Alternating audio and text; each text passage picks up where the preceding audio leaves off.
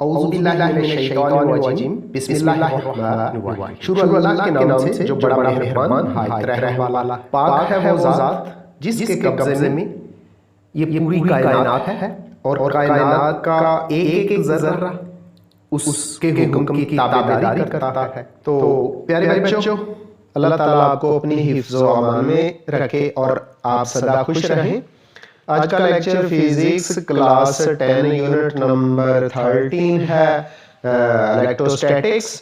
और ये जो चैप्टर है इलेक्ट्रोस्टैटिक्स, इसके शॉर्ट क्वेश्चंस को दो हिस्सों में तकसीम करते हैं। आज के लेक्चर में पहला हिस्सा किया जाएगा, यानी पहले 15 शॉर्ट क्वेश्चंस किए जाएंगे। ये जो शॉर्ट क्वेश्चंस हैं, मुख्तसर सवालात हैं, ये उर्दू और इंग्लिश दोनों मीडियम के अंदर किए जाएंगे। इसलिए उर्दू वाले स्टूडेंट्स और इंग्लिश मीडियम वाले स्टूडेंट्स दोनों ने आखिर तक इस वीडियो लेक्चर के साथ जुड़े रहना है, ताकि आपके शॉर्ट क्वेश्चंस बहुत अच्छी तरह तैयार हो जाएं और आपके लिए पेपरों में फ़ायदा हो सके। तो डियर स्टूडेंट्स, आपसे रिक्वेस्ट है कि प्लीज़ मेरे चैनल को सब्सक्राइब कर दें, बेल आइकन भी क्लिक कर दें, ताकि अहम लेक्चर्स का नोटिफिकेशन आपको बार वक्त मिलता रहे। मेरे वीडियोस को शेयर और लाइक भी किया करें। चैप्टर नंबर 13 इलेक्ट्रोस्टैटिक्स के जो शॉर्ट क्वेश्चंस हैं, उनका पहला हिस्सा करने जा रहे हैं। तो ये शॉर्ट क्वेश्चंस नोट्स की सूरत में तो उर्दू मीडियम में मौजूद हैं, लेकिन जब आपको बताया जाएगा तो दोनों, यानी उर्दू मीडियम भी बताया जाएगा और इंग्लिश मीडियम भी बताया जाएगा। तो आज के लेक्चर का, यानी चैप्टर नंबर 13 इलेक्ट्रोस्टैटिक्स, पहला शॉर्ट क्वेश्चन कुछ यूँ है: इलेक्ट्रोस्टैटिक्स या स्टैटिक इलेक्ट्रिसिटी से क्या मुराद है? इलेक्ट्रोस्टैटिक्स या स्टैटिक इलेक्ट्रिसिटी से क्या मुराद है? व्हाट इज़ इलेक्ट्रोस्टैटिक और स्टैटिक इलेक्ट्रिसिटी? तो स्टूडेंट्स, कभी उर्दू में इसको बर्क सुकूनी का भी नाम देते थे। बर्क मीन चार्जेस, इलेक्ट्रिसिटी, और सुकूनी मीन इन रेस्ट पोजीशन। तो डेफिनेशन सुन लें। उर्दू के अंदर साकन हालत में चार्जेस और उनकी खसूसियात का मुतालिया इलेक्ट्रोस्टैटिक्स कहलाता है। साकन mean in rest position, charges mean positive and negative charges. तो पॉजिटिव और नेगेटिव चार्जेस को पढ़ना और फिर जो उनके मुख्तलिफ करैक्टरिस्टिक्स हैं उनको पढ़ना क्या कहलाता है? इलेक्ट्रोस्टैटिक्स या स्टैटिक इलेक्ट्रिसिटी कहलाता है। In English, the study of charges and their characteristics in rest position in rest form is called electrostatics। मैंने आपके लिए एक और डेफिनेशन भी लिख छोड़ी है, ज़्यादा बेहतर अंदाज में लिख छोड़ी है। वो कुछ यूँ है: फिजिक्स की वो ब्रांच जिसमें चार्जेस का साकन हालत में मुतालिया किया जाता है, इलेक्ट्रोस्टैटिक्स या स्टैटिक इलेक्ट्रिसिटी कहलाती है। अब इंग्लिश में भी सुन लें: It is that branch of physics which deals with the charges in a rest position is called electrostatics or static electricity। Question number 2 है, चार्ज की तारीफ करें। Define charge. अब इसकी डेफिनेशन भी सुन लें। चार्ज किसी जिस्म की वो बुनियादी खसूसियत है। चार्ज किसी जिस्म की वो बुनियादी खसूसियत है जिसकी बिना पर वो किसी दूसरे जिस्म को, जिस्म कैसा होना चाहिए? कंडक्टर, दूसरे जिस्म को कशिश या दफा करता है। अब इंग्लिश में, charge is a basic characteristics of a body on which या on the basis of which it attracts और रिपेल अदर कंडक्टर और कंडक्टिंग बॉडी। क्वेश्चन नंबर 3 की तरफ चलते हैं। वो कुछ यूँ लिखा हुआ है: चार्ज शुदा इजसाम की चंद एक खसूसियात लिखें। चार्ज शुदा इजसाम की चंद एक खसूसियात लिखें। Give some important characteristics of charged bodies. तो डियर स्टूडेंट्स, चार्ज्ड इजसाम यानी चार्ज शुदा बॉडी की चंद एक खसूसियात दर्ज झैल है। नंबर 1, यहाँ नंबर 2 लिख दिया गया है, ये नंबर 1 है। नंबर 1, चार्जशुदा इजसाम एक दूसरे को कशिश या दफा करते हैं। नंबर 2, इजसाम पर रगड़ की वजह से, फ्रिक्शन की वजह से दो तरह का चार्ज पैदा होता है। मीन दो तरह का मतलब एक पॉजिटिव चार्ज और दूसरा नेगेटिव चार्ज। नंबर 3, एक जैसे चार्जेस एक दूसरे को दफा करते हैं। नंबर 4, मुखालिफ चार्जेस एक दूसरे को कशिश करते हैं। मुखालिफ चार्जेस एक दूसरे को कशिश करते हैं। 5वां करैक्टरिस्टिक्स है इजसाम की कशिश या दफा चार्ज की मौजूदगी को जाहिर करती है। Dear students, now in English, the charged bodies attract or repel each other. It is the first characteristic. Number 2, charge is produced of two types on the bodies due to friction, or due to friction two types of charge is produced on the bodies. It is positive or negative. Number 3, the same charges repel each other. Number 4, opposite charges attract each other. Number 5, the force of attraction or repulsion shows that the body is charged. Question number 4 है electrostatic induction से क्या मुराद है। तो इसका जवाब सुन लें। Electrostatic mean force of attraction और रिपल्शन। इंडक्शन के चार्जेस की वजह से किसी दूसरी बॉडी पर चार्ज का इंड्यूस हो जाना, दाखिल हो जाना। अब सुन लें जी जो जवाब लिखा हुआ है नोट्स की सूरत में। किसी चार्ज शुदा जिस्म की मौजूदगी में, यानी किसी कोई बॉडी हो उस पर चार्ज मौजूद हो, किसी चार्ज शुदा जिस्म की मौजूदगी में कोई दूसरी बॉडीज़ हैं जो कंडक्टर हैं या इंसुलेटर्स हैं कंडक्टर, लेकिन फ़िलहाल उन पर कोई चार्ज नहीं, तो उनको बोलते हैं इंसुलेटेड कंडक्टर्स। इंसुलेटेड कंडक्टर्स कैसे होते हैं कि जब उनको किसी सर्किट से जोड़ा जाएगा तो उनमें से करंट फ्लो करेगा, लेकिन जब अलहदा पड़े हुए हैं तो वो इंसुलेटेड कंडक्टर्स कहलाते हैं।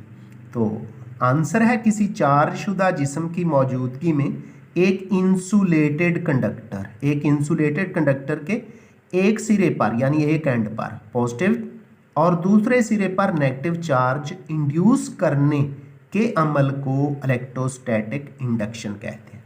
मीन जब कोई चार्जशुदा बॉडी किसी इंसुलेटेड कंडक्टर के करीब लाई जाएगी, टच नहीं करनी, करीब लाई जाएगी, तो उसके एक एंड पर पॉजिटिव चार्ज आ जाता है, दूसरे सिरे पर नेगेटिव चार्ज आ जाता है। इस प्रोसेस को इलेक्ट्रोस्टैटिक इंडक्शन कहते हैं। Now in English, in the presence of a charge body, the one type of charge at one end of an insulated conductor and other type of charge on the opposite end of the insulated conductor induced is called electrostatic induction. अगले question की तरफ बढ़ते हैं। अगला question number 5 है, लिखा हुआ है इलेक्ट्रोस्कोप क्या है। इलेक्ट्रोस्कोप क्या है, इसका जवाब सुन लें। ऐसा इलेक्ट्रिक आला जो किसी जिस्म पर, किसी बॉडी पर चार्ज की मौजूदगी, चार्ज की शिद्दत, चार्ज की नौयत और चार्ज की मिकदार का पता चलाने के लिए इस्तेमाल होता है, इलेक्ट्रोस्कोप कहलाता है। Now in English, an electric device which is used to show the presence of charge, intensity of charge, nature of charge and quantity of charge on a body is called electroscope. इसी electroscope से निकला हुआ एक और short question है, वो है gold leaf electroscope क्या है। गोल्ड मीन सोना, लीफ मीन पत्ते, मीन पेपर, पतली बारीक पत्ती। गोल्ड लीफ इलेक्ट्रोस्कोप क्या है। ऐसी इलेक्ट्रोस्कोप होती है जिसके अंदर चार्ज को डिटेक्ट करने के लिए, चार्ज का पता चलाने के लिए सोने की पत्तियां इस्तेमाल की जाती हैं। इसको गोल्ड लीफ इलेक्ट्रोस्कोप कहते हैं। तो नोट्स की सूरत में जो आंसर लिखा हुआ है स्टूडेंट्स वो भी देख लें जी। तो गोल्ड लीफ इलेक्ट्रोस्कोप सोने के वर्क पर मुश्तमिल।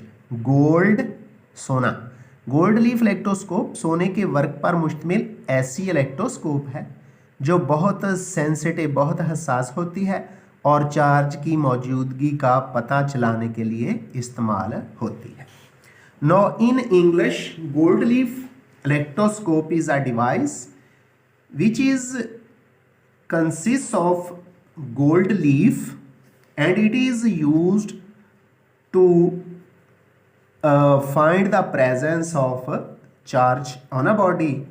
Its leaf are very sensitive, so we can say that gold leaf electroscope is a very sensitive device or instrument which is used to detect the presence of charge.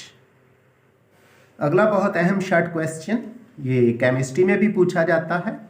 Conductors और insulators से क्या मुराद है? Conductors और insulators से क्या मुराद है?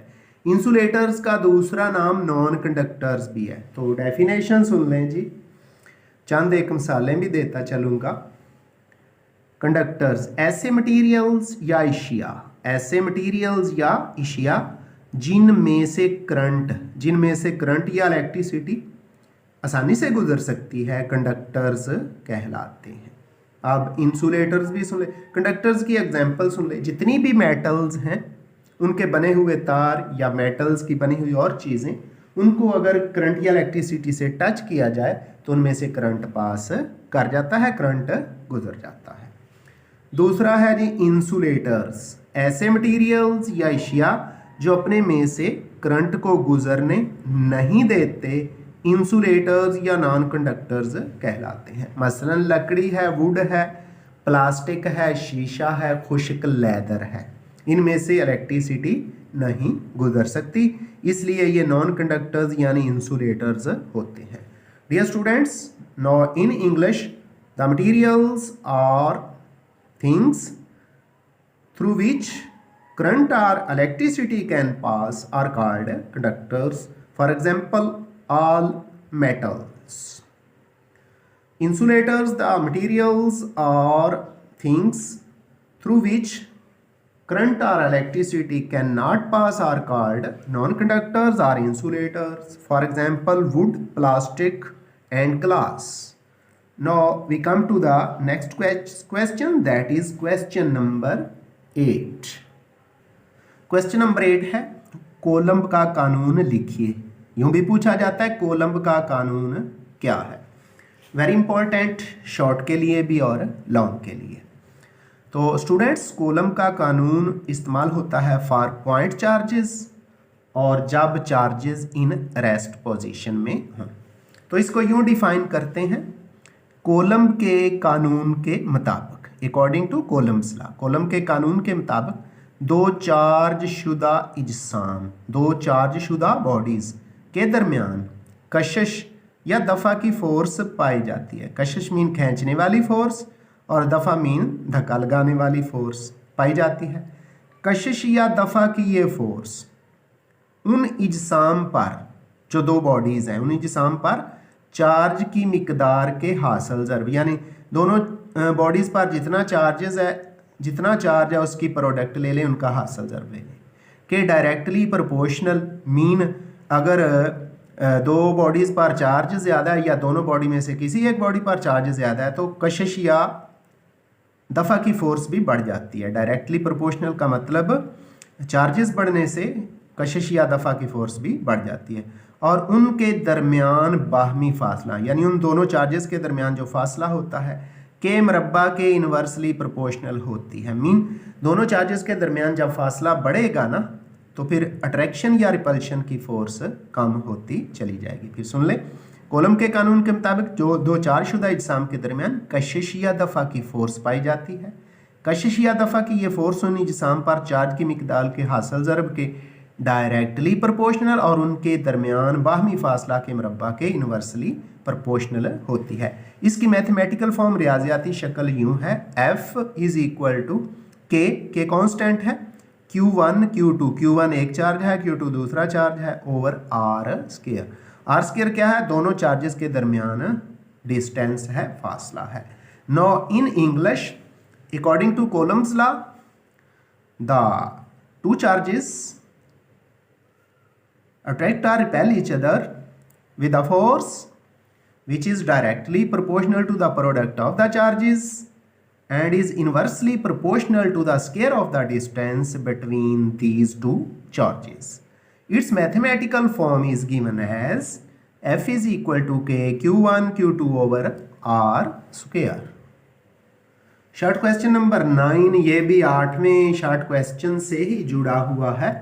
पॉइंट चार्जेस से क्या मुराद है? पॉइंट चार्जेस से क्या मुराद है? What are point charges? अगर चार्ज जिसाम की जिसामत उनके दरमियानी फासला के मुकाबले में इंतहाई कम हो तो ऐसे चार्ज्ड इजसाम को पॉइंट चार्जेस कहते हैं। कोलम के कानून का इतलाक सिर्फ पॉइंट चार्जेस पर होता है। जिसामत मीन उन पर चार्ज की मिकदार कम हो और बहुत छोटे हों। In English the two bodies are said to be point charges if they have small body shape and have very low charge on them are called point charges. Number 10 है electric field से क्या मुराद है? या यूं भी पूछ लेते हैं इलेक्ट्रिक फील्ड की तारीफ कीजिए। तो सुन लें, जवाब सुन लें नोट्स की सूरत में। किसी चार्ज शुदा जिस्म के इर्द गिर्द, किसी चार्ज शुदा यानी ऐसी बॉडी जिस पर चार्ज मौजूद हो, उसके इर्द गिर्द वो इलाका या एरिया यानी वो जगह जहाँ पर मौजूद दूसरे चार्जेस वो पॉजिटिव हों या नेगेटिव हों अपने आप पर कशिश या दफ़ा की फोर्स महसूस करते हैं, वो इलाका या एरिया इलेक्ट्रिक फील्ड कहलाता है। Now in English the area और region around a charged body where other charges feels the force of attraction और repulsion, then that area or region is called electric field of that charged body. Question number 11, electric field intensity से क्या मुराद है? Electric field intensity से क्या मुराद है? इसका जवाब सुन लें जो मैंने आपके लिए लिख रखा है। खला यानी स्पेस, खला में मौजूद किसी मकाम पर, खला में मौजूद किसी मकाम पर इलेक्ट्रिक फील्ड की शिद्दत को, इलेक्ट्रिक फील्ड की शिद्दत को इलेक्ट्रिक फील्ड इंटेंसिटी कहते हैं। खला में मौजूद किसी भी मकाम पर इलेक्ट्रिक फील्ड की शिद्दत को इलेक्ट्रिक फील्ड इंटेंसिटी कहते हैं। इसकी इक्वेशन मसावात यूँ है, E is equal to F over Q naught, E बराबर है एफ बटे Q naught. Now in English the intensity of a charge in space at any point is called electric field intensity. Its equation is given as E is equal to F over Q naught. Electric field intensity की एक और definition भी सुन लें students. Electric field intensity unit positive charge पर अमल करने वाली force के बराबर होती है। Electric field intensity unit positive charge पर अमल करने वाली फोर्स के बराबर होती है। ये एक वेक्टर मिकदार है। इलेक्ट्रिक फील्ड इंटेंसिटी का एसआई यूनिट न्यूटन पर कूलम है, न्यूटन फी कूलम है और ये मिंदरजा झैल फार्मूले से मालूम की जा सकती है, यानी फोर्स की मिकदार F is equal to Q E. Now in English electric field intensity is equal to the force acting on unit positive charge. It is a vector quantity. The unit of electric field intensity is Newton per coulomb and its mathematical form is F is equal to QE. Question number 12 है। Question number 12 है electric lines of force की तारीफ करें। Electric lines of force की तारीफ करें। किसी electric field में इलेक्ट्रिक इंटेंसिटी की सिमत को, किसी इलेक्ट्रिक फील्ड में इलेक्ट्रिक इंटेंसिटी की सिमत को लाइंस के ज़रिए भी ज़ाहिर किया जाता है। लाइंस के ज़रिए भी ज़ाहिर किया जाता है। इन लाइंस को इलेक्ट्रिक लाइंस ऑफ फोर्स कहते हैं। डियर स्टूडेंट्स, ये लाइंस हमेशा पॉजिटिव से नेगेटिव यानी पॉजिटिव चार्ज से नेगेटिव चार्ज की तरफ चलती हैं। Now in English, in an electric field the direction of the electric intensity is represented by the electric lines. These lines are called electric lines of force. Students, अगले question की तरफ जाने से पहले एक दो बातें आपसे। तो बहुत टाइम लगाकर बड़े अच्छे तरीके से साफ सुथरे अच्छी लिखाई में लिखे हुए नोट्स आपके लिए आते हैं। अब आपकी ड्यूटी ये बनती है कि वो लोग जो मेरे चैनल को देख रहे हैं वो इसको सब्सक्राइब ज़रूर करें, बेल आइकन भी क्लिक कर दें ताकि जो ही नया लेक्चर आए उसका नोटिफिकेशन आपको मिले। इसके अलावा मेरी वीडियोस को शेयर और लाइक भी किया करें, ख़ास तौर पे अपने क्लास फेलोज और दोस्तों में, और उनको चैनल सब्सक्राइब करने का भी कहें ताकि मेरी ज़्यादा से ज़्यादा हौसला अफजाई हो सके। अगर आप ऐसा करेंगे तो मेरी तरफ से आपका बहुत बहुत शुक्रिया। अगला शॉर्ट क्वेश्चन है, इलेक्ट्रिक पोटेंशियल से क्या मुराद है? इलेक्ट्रिक पोटेंशियल से क्या मुराद है? जवाब सुन लें। इलेक्ट्रिक फील्ड में किसी पॉइंट पर इलेक्ट्रिक पोटेंशियल वर्क की उस मिकदार के बराबर होता है जो एक यूनिट पॉजिटिव चार्ज को लामहदूद फासले से फील्ड के उस पॉइंट तक यानी फील्ड के अंदर तक लाने के लिए करना पड़ता है। Now in English, electric potential at any point in the electric field is defined as it is the work done on unit positive charge for bringing it from infinity to a point inside the electric field is called electric potential or simply potential. Now we come to the next short question, that is question number 14.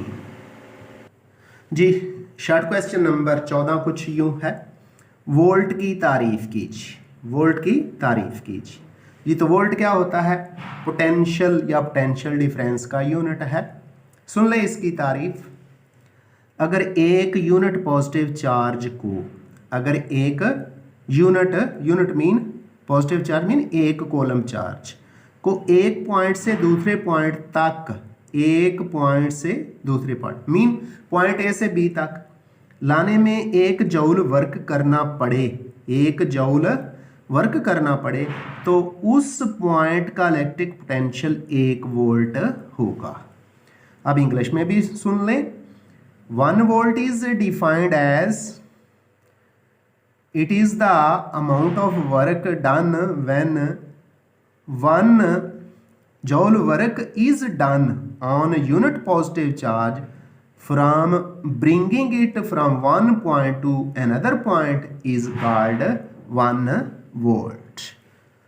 Students, आज के lecture का आखिरी, ये जो पहला lecture था unit number chapter number 13 electrostatics, उसका आखिरी शॉर्ट क्वेश्चन है, पोटेंशियल डिफरेंस की तारीफ करें। पोटेंशियल मीन इलेक्ट्रिक पोटेंशियल और डिफरेंस फर्क।